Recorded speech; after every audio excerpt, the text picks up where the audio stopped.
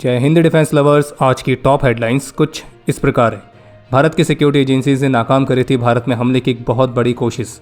भारतीय नौसेना के लिए 2 MQ-9B ड्रोन्स लीज पर लेने के लिए साइन हुआ कॉन्ट्रैक्ट। रशिया भारत को 8 से 10 Su-57 क्विक ट्रांसफर के लिए तैयार। आर्मीनिया के साथ और भी बढ़ेगा डिफेंस एक्सपोर्ट। और अब बॉर्डर्स पर तैनात होंगे भारत के स्वदेशी इंद्रजाल एंटी ड्रोन व्हीकल्स।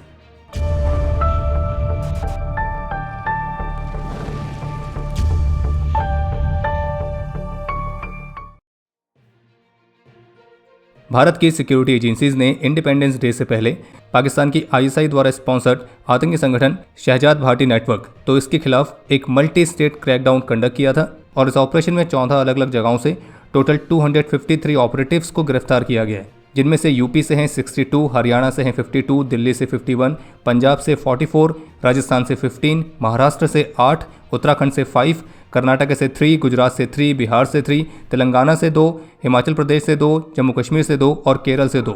ये कोऑर्डिनेटेड मल्टी स्टेट ऑपरेशन था जिसे 12 अगस्त को स्टेट पुलिस फोर्सेस के साथ एक real time intelligence sharing system का इस्तेमाल करके अंजाम दिया गया था। और शहजाद भाटी नेटवर्क से लिंक रखने वाले जितने भी ऑपरेटिव्स गिरफ्तार किए गए तो इनकी योजना थी इंडिपेंडेंस डे के टाइम पर भारत में विनाशकारी आतंकी हमलों को अंजाम देने की। लेकिन भारत की सिक्योरिटी एजेंसीज ने इस तरह के कोऑर्डिनेटेड ऑपरेशन को कंडक्ट करके इस पूरे नेटवर्क को ही बस्ट किया है, जो कि आतंकवाद के खिलाफ भारत की जीरो टॉलरेंस पॉलिसी का एक कमाल का उदाहरण है। और इस दौरान कई सारी रिकवरीज भी की गई हैं, जिसमें IEDs, ग्रेनेड्स और ऐसे ग्रेनेड्स जिनमें पाकिस्तानी ऑर्डिनेंस फैक्ट्री की मार्किंग्स हैं, pistols, live cartridges, CCTV cameras जो कि जासूसी के लिए इस्तेमाल किए जाते हैं, तो इन सबको भी रिकवर किया गया है। और जो शहजाद भाटी वाला नेटवर्क है ये कई सारे आतंकी गतिविधियों में शामिल था।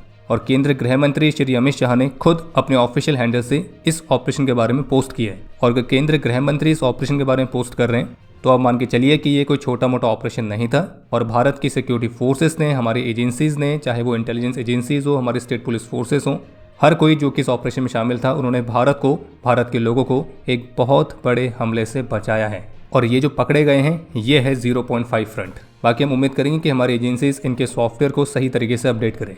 अब आप ये भी सोच रहे होंगे कि शहजाद भाटी नाम का नया सुअर है कौन, तो आपको बता दें कि ये पाकिस्तान बेस्ड एक अंडरवर्ल्ड फिगर है जिसके टाइज पाकिस्तानी एजेंसी ISI के साथ हैं। और ये जो सुअर है ये भारत में अलग अलग जासूसी गतिविधियां, आतंकी रिक्रूटमेंट, रिकॉनासेंस, टारगेटेड किलिंग्स, तो इन सभी घटनाओं के पीछे मास्टरमाइंड के तौर पर उभर के सामने आया है। और भारत की सिक्योरिटी एजेंसीज इसको गैंगस्टर टर्न टेररिस्ट के तौर पर डिस्क्राइब करती है, जो कि पाकिस्तान बेस्ड हैंडलर्स के साथ कोऑर्डिनेट करता है और सोशल मीडिया प्लेटफॉर्म्स के माध्यम से देश के युवाओं को आतंकी संगठनों में रिक्रूट करवाता है। इसके अलावा स्मगलिंग ऑपरेशंस और ऐसी अन्य कई सारी आपराधिक गतिविधियां हैं जिसमें ये शामिल है। और इसके जो नोन एसोसिएट्स हैं वो पाकिस्तान बेस्ड ऑपरेटिव्स हैं, जैसे कि आबिद जट और अजमल गुजर। और ये ओरिजिनेट हुआ था पाकिस्तान के पंजाब प्रोविंस से, लेकिन सोशल मीडिया पर ये अपने आप को दिखाता है कि ये कोई बिजनेसमैन है, सोशल वर्कर है, रिलीजियस और सोशल इश्यूज पर बोलने वाला कमेंटेटर है। लेकिन जो इसके लॉ इन्फोर्समेंट रिकॉर्ड्स, जो इंटेलिजेंस असेसमेंट है, वो इसके बारे में इसकी रियलिटी बताते हैं। और इसके बारे में अगर आपको डिटेल में जानना है और इसके नेटवर्क के बारे में जानना है तो उस पर हमारे एक ऑथर ने हमारी वेबसाइट पर एक बहुत ही अच्छा आर्टिकल पब्लिश किया था। आप उस आर्टिकल को पढ़ सकते हैं, हिंदी इंग्लिश किसी भी लैंग्वेज में, और आपको इस नेटवर्क के बारे में और उससे जानने को मिलेगा। बाकी हमारी सभी सिक्योरिटी एजेंसीज जो कि देश में छिपे हुए इन सुअरों को पकड़ के इस देश के नागरिकों को जो सुरक्षित रखती है, उसके लिए हम सदा आपके आभारी रहेंगे। और आज की वीडियो का हर एक लाइक हमारे इन्हीं सब हीरोज़ के नाम। आज भारतीय रक्षा मंत्रालय ने US firm general Atomics aeronautical systems के साथ एक कॉन्ट्रैक्ट साइन किया है जिसकी वैल्यू है लगभग 1943 करोड़ रुपीस। और इस कॉन्ट्रैक्ट के तहत 30 महीनों तक के टाइम पीरियड के लिए भारतीय नौसेना के लिए 2 MQ-9B Sea Guardian high altitude long endurance remotely piloted aircraft systems lease पर लिए जाएंगे, जो कि एडवांस्ड सिस्टम्स, अत्याधुनिक सेंसर्स और सोफिस्टिकेटेड पेलोड से इक्विप्ड होंगे। और ये भारतीय नौसेना की मैरीटाइम डोमेन अवेयरनेस कैपेबिलिटीज़ को काफ़ी महत्वपूर्ण तरीके से बढ़ाने में योगदान देंगे। और ये सिस्टम एक बहुत ही वास्ट मैरीटाइम डोमेन में हमारे इंटेलिजेंस, सर्विलियंस और रिकॉनेसेंस कवरेज को बढ़ाते हैं। और जानकारी के लिए आपको बता दें कि इससे पहले भी नवंबर 2020 में भारतीय नौसेना ने 2 MQ-9B Sea guardian drones lease पर लिए थे। और इनिशियली वो 1 साल के लिए लीज पर लिए गए थे, लेकिन फिर बाद में उस लीज के टाइम पीरियड को बढ़ा दिया गया था। और नवंबर 2022 तक इन दोनों MQ-9B ड्रोन्स ने मिला के 10,000 फ्लाइट आवर्स कंप्लीट किए थे। लेकिन फिर सितंबर 2024 में उन दोनों में से एक एयरक्राफ्ट अपने रूटीन सर्विलेंस मिशन के दौरान उसमें टेक्निकल फेलियर आया था, जिसके बाद उसे जानबूझ के समुद्र पर डिच करना पड़ा था। और फिर फरवरी 2025 तक रिपोर्ट्स आई थी जिसमें बताया गया था कि US फर्म जनरल एटॉमिक्स ने 2024 में लॉस हुए MQ-9B का रिप्लेसमेंट दे दिया है। तो कहने का मतलब ये कि आज जो कॉन्ट्रैक्ट साइन किया गया तो उसको मिलाकर अब नेवी के पास total 4 MQ-9B Sea guardian drones हो जाएंगे। जो कि हमारे चिंदी पड़ोसियों निकम्मे पड़ोसियों की हरकतों को ट्रैक करने में काफ़ी महत्वपूर्ण योगदान देंगे। ईटी नाउ की रिपोर्ट के मुताबिक रशिया ने भारत के लिए अपने सुखोई Su-57E वाले ऑफर में कुछ नई चीज़ें पेश करी हैं, और जिसमें हाईली प्लेस्ड सोर्सेज के हवाले से ये कहा गया है कि जो रशिया है वो करीब 8 से 10 Sukhoi Su-57 fighters quick transfer के लिए भी तैयार है, और वो भी R-77M जैसी मिसाइल्स के साथ। लेकिन आपको स्पष्ट कर दें कि भारत की तरफ से इस पर कोई भी निर्णय नहीं लिया गया, जबकि इसके विपरीत भारत के ऑफिशियल्स की तरफ से संकेत तो ऐसे ही मिले कि फिलहाल भारत रशिया के इस 5th जनरेशन फाइटर जेट को लेने पर विचार नहीं कर रहा है, और भारत का मेन फोकस है अपने खुद के 5th जनरेशन एमका पर। और एविएशन एक्सपर्ट्स का भी मानना है कि अगर भारत रशिया से क्विक ट्रांसफर के तहत सुखोई Su-57E ले भी लेता है तो इसके भारत को एडवांटेजेस मिलेंगे, लेकिन ये लॉन्ग टर्म डिफिकल्टीज भी क्रिएट करेगा। बाकी सुखोई Su-57 की क्या प्रॉज है, क्या कॉन्स हैं स्पेशली भारत के लिए, तो इस पर हमने एक स्पेशल वीडियो पहले बनाई थी, आप उसके माध्यम से भी ये जानकारी प्राप्त कर सकते हैं। भारतीय सेना का कंटिंजेंट भारत और थाईलैंड की जॉइंट मिलिट्री एक्सरसाइज जिसका नाम है मैत्री, तो इसके 15वें एडिशन में पार्टिसिपेट करने के लिए रवाना हो चुका है। और ये जो एक्सरसाइज है ये थाईलैंड में 18 से 31 अगस्त तक कंडक्ट की जाएगी, जबकि इसका जो लास्ट एडिशन है वो भारत में मेघालय में कंडक्ट किया गया था। बाकी भारतीय सेना के कंटिंजेंट में मुख्य रूप से 9 गोरखा राइफल्स के ट्रूप्स हैं, जबकि रॉयल थाई आर्मी की तरफ से उनकी 3rd battalion 25th infantry brigade और 5th डिवीजन के ट्रूप्स पार्टिसिपेट कर रहे हैं। और इस एक्सरसाइज में कंपनी लेवल की जॉइंट ट्रेनिंग पर फोकस किया जाएगा, विशेष रूप से जंगल और सेमी अर्बन टेरेन में।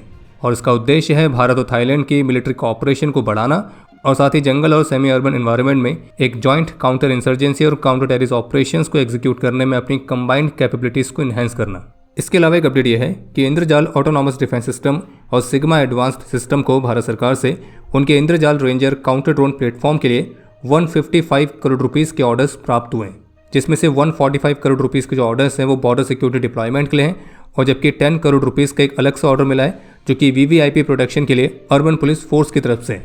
और जानकारी के लिए आपको बता दें कि जो इंद्रजाल रेंजर है तो ये एक mobile counter unmanned aerial system platform है, जिसे एक व्हीकल के ऊपर माउंट किया गया है, और ये चलते हुए ड्रोन्स को डिटेक्ट, ट्रैक, आइडेंटिफाई और काउंटर करने में सक्षम है।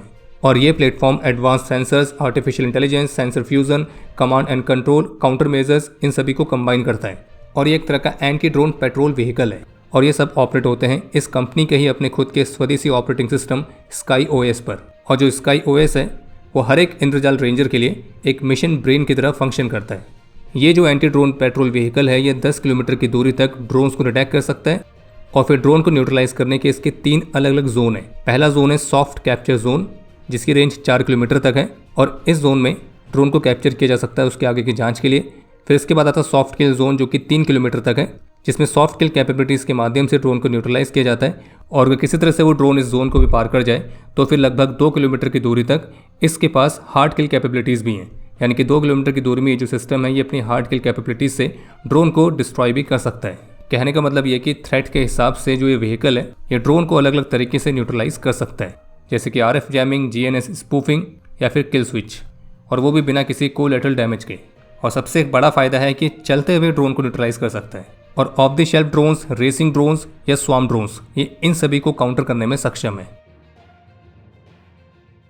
भारत के defence secretary Shri Rajesh Kumar Singh Armenia की 2 दिन की विजिट पर हैं, और ये तो आप जानते होंगे कि आर्मेनिया उन देशों में आता है जो कि भारत के हाईटेक मिलिट्री इक्विपमेंट का सबसे बिगेस्ट एक्सपोर्ट डेस्टिनेशन भी बना है। तो डिफेंस सेक्रेटरी की जो विजिट थी तो उसका उद्देश्य यही था कि आर्मेनिया के साथ डिफेंस कॉपरेशन के और भी नए एरियाज को एक्सप्लोर किया जाए, और इसी उद्देश्य के साथ डिफेंस सेक्रेटरी ने आर्मेनिया के डिफेंस मिनिस्टर के साथ बायलैटरल मीटिंग्स भी कंडक्ट करी है, और जिसमें दोनों पक्ष अपने बीच के बायलैटरल डिफेंस कॉपरेशन को मजबूत करने के नई एवेन्यूज को एक्सप्लोर करने के लिए सहमत हुए। और जबकि डिफेंस सेक्रेटरी ने आर्मेनिया की आर्म फोर्सेस के chief of the general staff और first deputy minister of defence lieutenant general Edward आर्सियन के साथ भी मीटिंग कंडक्ट करी, और इस मीटिंग में भी डिफेंस सेक्टर के कॉपरेशन को डिस्कस किया गया था। बाकी आने वाले समय में आर्मेनिया के साथ आप कुछ और महत्वपूर्ण डिफेंस डील्स के अनाउंसमेंट भी सुन सकते हैं। बाकी एक और इंटरेस्टिंग अपडेट है कि जैसे जैसे डिस्कवरी की जो ऑपरेशन सिंदूर वाले डॉक्यू सीरीज है उसके एपिसोड आते जा रहे हैं, तो उसके साथ साथ ऐसी इन्फॉर्मेशन भी सामने आ रही है जिनको सुनने के बाद कईयों को तो सदमा लग सकता है। अब एक इन्फॉर्मेशन ये सामने आई है कि 7 मई को जो ऑपरेशन सिंदूर के तहत 9 आतंकी कैंप्स को टारगेट किया गया था, जिसमें से एक टारगेट था पाकिस्तान के मुरिदके में स्थित सुअरों के संगठन लश्कर का हेडक्वार्टर मरकज़-ए-तैयबा, जहाँ पर लश्कर के बहुत सारे सुअर भरे पड़े थे। तो उस कैंप पर जिसने स्ट्राइक करी थी वो इंडियन एयरफोर्स की एक फीमेल फाइटर पायलट थी, और भारतीय वायुसेना के इतिहास में पहली बार है जब एक फीमेल फाइटर पायलट किसी कॉम्बैट ऑपरेशन में शामिल हुई है। लेकिन हम ये भी सोच रहे हैं कि मुरीदकी में ये जो सुअर हॉरिफाइड हुए तो क्या अब इनको इसका कुछ फ़ायदा मिलेगा। बाकी हमारी फीमेल फाइटर पायलट कौन थी तो उनका नाम गैस करना इतना मुश्किल नहीं होना चाहिए, और शायद अब बातें क्लियर हो रही हैं कि आखिर क्यों हमारी उस फीमेल फाइटर पायलट को लेकर पाकिस्तान ने एक बहुत ही बड़ा फेक कैंपेन चलाया था। बाकी इस डॉक्यू सीरीज से जो भी इस तरह के इंटरेस्टिंग फैक्ट सामने आते रहेंगे, हमारे डिफेंस अपडेट से आपको उसकी जानकारी मिलती रहेगी। बाकी हम फिर से यही कहेंगे कि ऑपरेशन सिंदूर के सबूत मांगने वाले लोग इस वाले पार्ट को ना देखें तो उनकी सेहत के लिए अच्छा रहेगा। चलिए बाकी अब समय है आज के इतिहास का। आज के दिन 2019 में जम्मू कश्मीर में अपने अदम्य साहस और वीरता का परिचय देते हुए लांस नायक संदीप थापा वीर गति को प्राप्त हुए थे। आज के दिन 2018 में जम्मू कश्मीर में ही एक ऑपरेशन के दौरान राइफलमैन राम बाबू शाही ने अपना सर्वोच्च बलिदान दिया था। आज के दिन 1991 में 25 असम राइफल्स के नायक डीबी सुनार, 1994 में 4 असम राइफल्स के राइफलमैन अनंता शर्मा, राइफलमैन राम सूरत, राइफलमैन संतोष कुमार और राइफलमैन शैत्य राम राभा ने अपना सर्वोच्च बलिदान दिया था। और आपके लिए आज का प्रश्न है कि आर्मेनिया अभी तक भारत से कौन कौन से वेपन्स ले चुका है। और अब समय है आज के टॉप 3 कमेंट्स का, जो ये रहे आपकी स्क्रीन पर।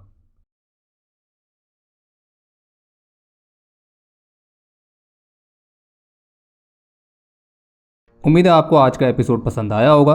पसंद आया तो वीडियो को लाइक करना ना भूलें। आपके कोई भी सुझाव या सवाल हो तो उसके लिए कमेंट सेक्शन ओपन है। और अगर आप डिफेंस रिलेटेड और भी एक्सक्लूसिव कंटेंट में दिलचस्पी रखते हैं तो आज ही प्ले स्टोर से डिफेंस स्क्वाड की सुपर ऐप को डाउनलोड करना ना भूलें। और अगर आप चैनल पर पहली बार आए हैं तो squadron.in पे जाके हमारे नए डिज़ाइंस को भी चेकआउट जरूर करें। बाकी जल्द मिलेंगे नए एपिसोड के साथ, तब तक के लिए जय हिंद, जय भारत।